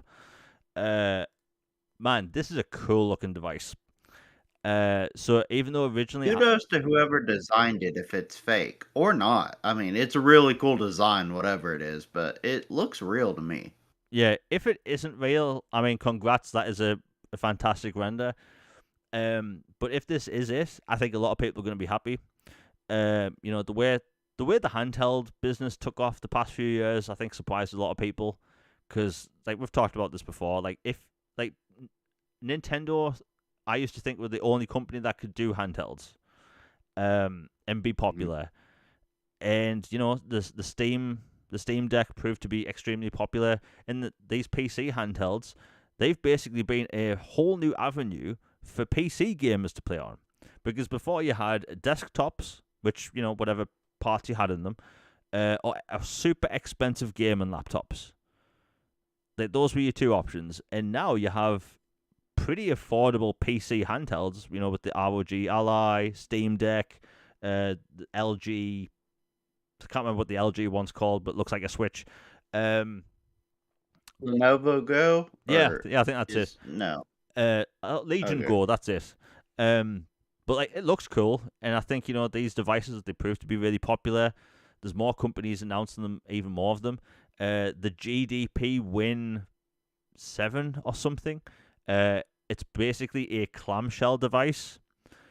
Another company came out about a week ago, and they announced a handheld. I'm not even kidding. It's essentially a 3DS, but it's a PC, and everyone knows that's made for emulation.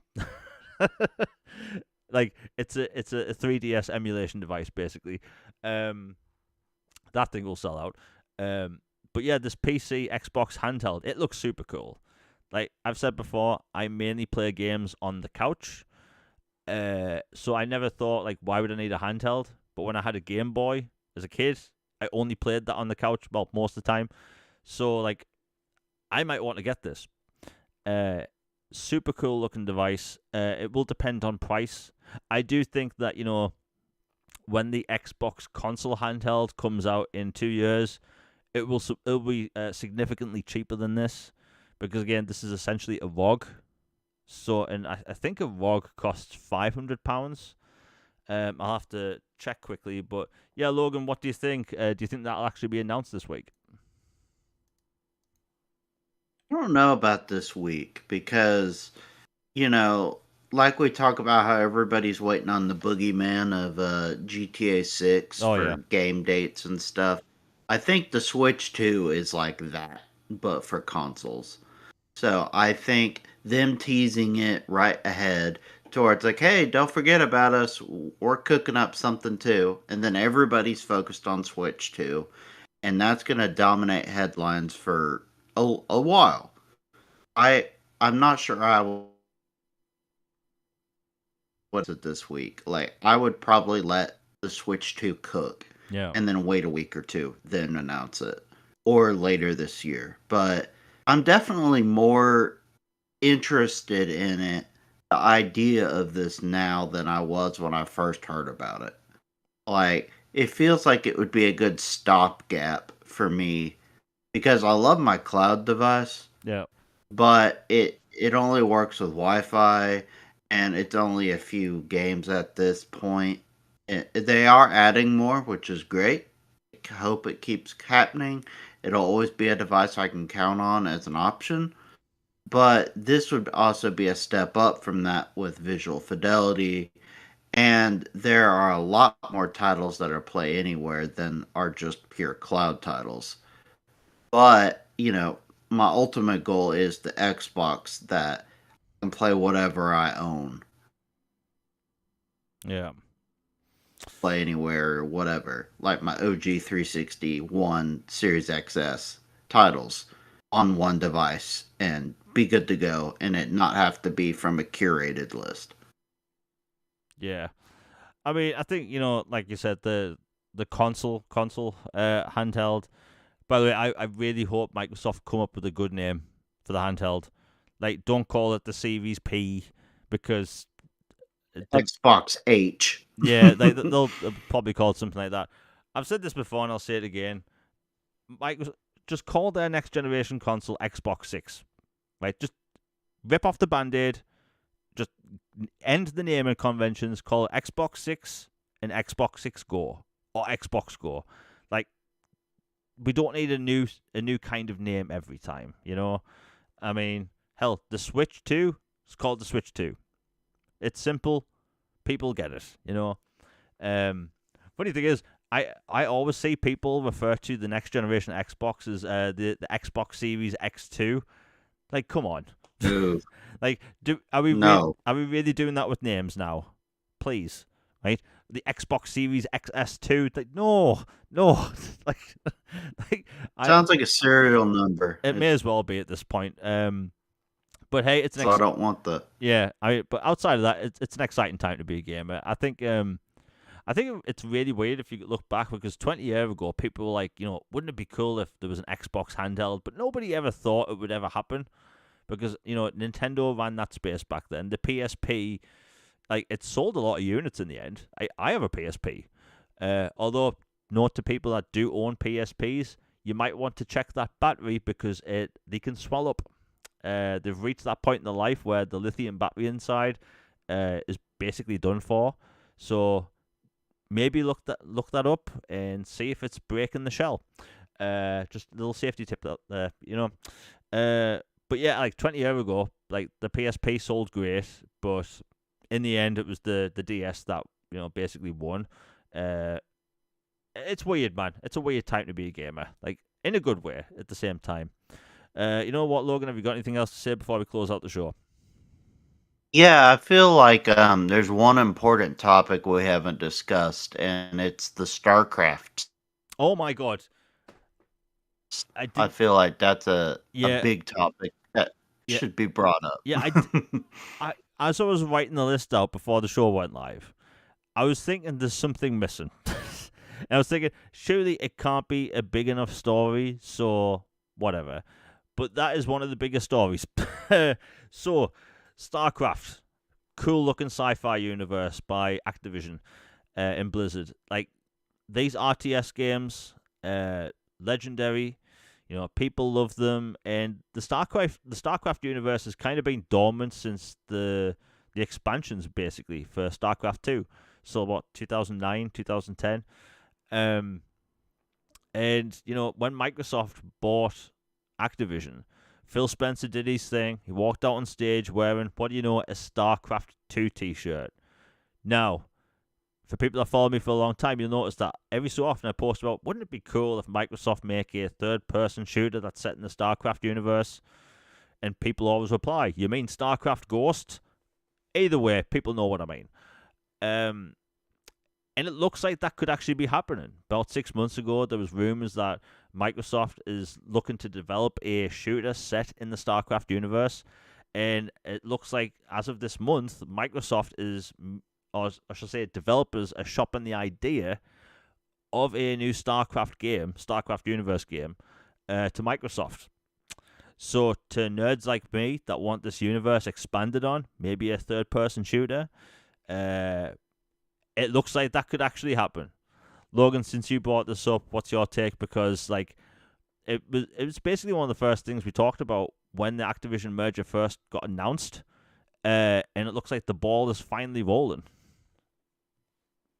Yeah, StarCraft, when the deal was finally done, StarCraft was at the top of my list of priorities to come back, along with, the backwards compatibility stuff, which we will continue to fight that battle. But StarCraft was at the top of the list along with that. It's iconic. It was an entryway into RTS for so many people. Such a cool universe and story and lore and gameplay. Brilliant cutscenes and just gameplay. And it was like a forefront of esports. Like what esports has become today, you can thank a lot of that to StarCraft and especially to the country of South Korea. Yeah. Because let me tell you, StarCraft, we might like StarCraft, but StarCraft is basically a religion in South Korea. It Oh is yeah. like hugely, insanely popular, like sell out arenas for competitions, tournaments, like all kinds of stuff. Like, and StarCraft, in internet cafes, like StarCraft is massive. And so, a few months ago, a year or so ago, it came out that, yeah, Blizzard is internally working on a shooter in the StarCraft universe or, bringing it back in some capacity on their own. But then Activision and Microsoft have also, and Blizzard have been talking and are like, hey, we really want to amp this up and get stuff rolling on StarCraft. It has been dormant for too long. We need to actually maximize this IP that has tremendous appeal and potential. It's a sleeping giant franchise. So now it comes out that not only does Korea absolutely, love StarCraft, but several, like 4 or 5 of their preeminent publishers have all talked with Blizzard and Microsoft about adapting the IP into various forms of games. Like there have been some mobile pitches. There's been like an MMO RPG, kind of like a World of Warcraft, but like a World of StarCraft kind of thing. Um, there's been, a shooter pitched from somebody other than Blizzard. There's, several different pitches out there, and these are good publishers for the most part that we've heard of, like Craft On and several others. And it to me, it seems like a no brainer. Is like what they should do with Fallout to tie that in as well. Like you have these mega franchises that are insanely popular and that people want more of, and you're running out of bandwidth to get these things out in a reasonable amount of time. Why not work with some independent publishers or developers who are good at what they do and have interest and passion about your games, and let them develop some stuff along with the ones you're developing so that you can get even more content and make it to where these franchises don't feel locked in cold storage anymore. So to me, this was a great win and huge news, especially that some of them apparently flew in by person, not just Zoom calls and phone calls, but flew in by person to Blizzard HQ to meet with the brass to personally pitch and do stuff. You don't do that if you're not super serious about something. So I'm really, really happy and excited about this. Yeah, I mean, like you're saying, StarCraft in South Korea, that thing is freaking huge. Like I've seen esports clips where an entire stadium is filled with people, like to watch people play StarCraft. Like wow, like those people are like genuine athletes over there. The way they like love that over there.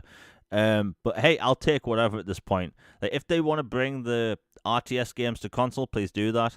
I still think if they do, that will be a Gamescom thing because the way Xbox sees it and Microsoft sees it is the truth. Really, RTS games are huge in Europe. It Hmm. it is what it is. Um, Same with racers. yeah. Oh my Yeah. God, racing. You know how people keep posting pictures of like Forza selling well, like in the UK and on PlayStation and stuff. Let me tell you, not Yeah. PlayStation, racing games in the UK, especially, phenomenally huge. Right? It doesn't matter if it's one of those like obscure racing games you've maybe slightly heard of. Racing games sell bloody well in the UK. It's crazy. But like StarCraft, like that would sell well on console over here.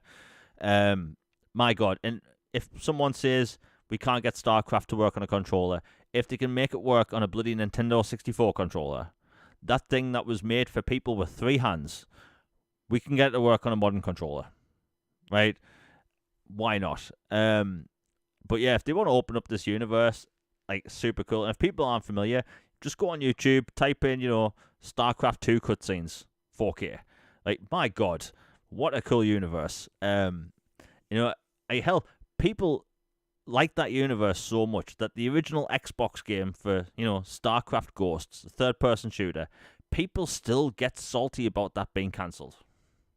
I'm pissed about that still. I remembered the official Xbox magazine Yeah, I've got that. having it. It did like a disc or something about it, and it looked incredible. They had that, and Star Wars 1313. Like those are two of my biggest angry cancellations ever. Like I really want that Ghost game or shooter in StarCraft. Yeah. You mentioned Star Wars 1313. I'm still upset about that game. And it's It was almost done. yeah, bit of a tangent. We'll mention this quickly. It came out kind of recently that George Lucas had 50 scripts wrote for the Star Wars like underground or underworld series he wrote. Um, Yeah, it sounded incredible. yeah, so he had like 50 scripts wrote for this amazing TV show, and it was described as uh, Game of Thrones set in the underworld of Coruscant, right? And it was that series was going to tie into Star Wars 1313. So, like, we almost had this super intricate, interconnected Star Wars underground universe, And yeah, we know what happened there. My God. Thank you, Mickey Mouse. Like, Thank you so much. like those scripts are just sitting like on a server somewhere, ready and waiting. So Star Wars 1313, and for people who haven't seen the gameplay for that, my God, it still looks good. Right, and that was one of those things because I think it was shown off the same week as Watch Dogs, and that Watch Dogs trailer blew everyone's minds because the court was flapping. There was rubbish, being blown across the street in the wind, and then later that week, Star Wars 1313 was shown off. Incredible. And that may never see the light of day. But yeah, StarCraft Ghosts, that was one of those games. Like, I still have the Xbox magazine somewhere. I was so excited for that to come to the Xbox, and then, that got cancelled. But, like, hell, the fact that they wanted to do something with StarCraft as an IP is exciting, because I cry about this enough on social media. I want more sci-fi universes, right? I love Star Trek. I've admitted that I've dealt with the fact that we're not going to get AAA Star Trek games. Star Wars, less companies are making Star Wars games. Although there is going to be a Star Wars game announced next week, which looks pretty cool, I'm not going to lie. But yeah, more sci-fi universes, we need them. And like, if in the end it just turns out to be a Space Marine 2 clone but with StarCraft, I'm going to buy it anyway because that sounds perfect. Yeah, I'm a nerd. Why not? But yeah, that's it for gaming this week. It's actually been a good week for gaming news. Now the Switch event tomorrow, like I said, we're probably going to see other games that are going to be announced for Xbox. Considering how certain things are being kept quiet over the past few years, like, we could potentially see some big games announced there tomorrow. Because like, I know 2K and some other big publishers, like, they have big games coming out this year that haven't been shown off or announced. So who knows what's going to be there. But yeah. Anyway, everyone in chat has been amazing once again. The clocks have finally went forward in the UK, so no matter where you live, the times for the podcast is back to normal, thankfully. We're back for a new episode of All Things Xbox Podcast next week. I finally got out my newest video for the first time since January. It's in the description down below. It's the 10 biggest new games coming to Xbox in April. Trust me, it's a fun video. It took a long time to put together. And, after all my breathing issues, which I've talked about for months, being sick with bloody bronchitis, I'm finally getting back to normal and putting out regular content outside of podcasts. So if you want to support, just watch them, like, comment, share. It's greatly appreciated. I've got a lot of cool things planned for the channel. Mine and Logan's Twitter links are also in the description down below. So anyway, hope you all enjoyed the show. We'll be back next week. We're out, everybody. Peace.